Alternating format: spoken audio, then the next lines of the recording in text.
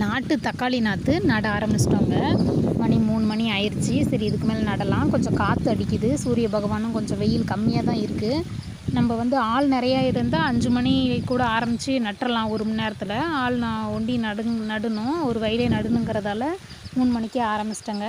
இப்போ அப்படியே தண்ணியில் தானே நடுறோம். வெய்ய இப்போ சுடாது. மதியானத்தில் நட்டால் தான் பயிர் சுட்டுரும் அப்படின்ட்டு இப்போ தாங்க நட ஆரம்பிக்கிறேன். இப்போ நட ஆரம்பித்தோம்னா தான் நான் இப்போ 6 மணிக்குள்ளே நட்டுறோமா, விடிய விடிய நல்லா கூலிங்காக நல்லா பனி நப்பில் ஒரு பொல கூட இல்லாத சூப்பராக பொழைச்சிக்கும். நல்லாயிருக்கும், செடியும் நல்லாயிருக்கும். அதனால் நாட்டு தக்காளி நாற்று நடுறதுக்கு ஆரம்பிச்சிட்டாங்க. ஃபஸ்ட்டு மணி 2 மணிக்கே தண்ணி எடுத்து விட்டு வாய்க்கால் நம்ம எத்தனை வாய்க்கால் இருக்குதோ அந்த வாய்க்காவை முதல்ல உரி கட்டி விட்டுறணும். உரி கட்டலை அப்படின்னா எல்லாம் கொல கொல கொலன்னு போயிடும்.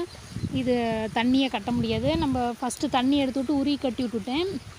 அதுக்கு மேலே தண்ணி எடுத்துவிட்டு ஒவ்வொரு பத்தியாக திருப்பிக்கிட்டு அப்படியே நாற்று நடலாம் அப்படின்னு ஆரம்பிச்சிட்டோங்க. ஓகே.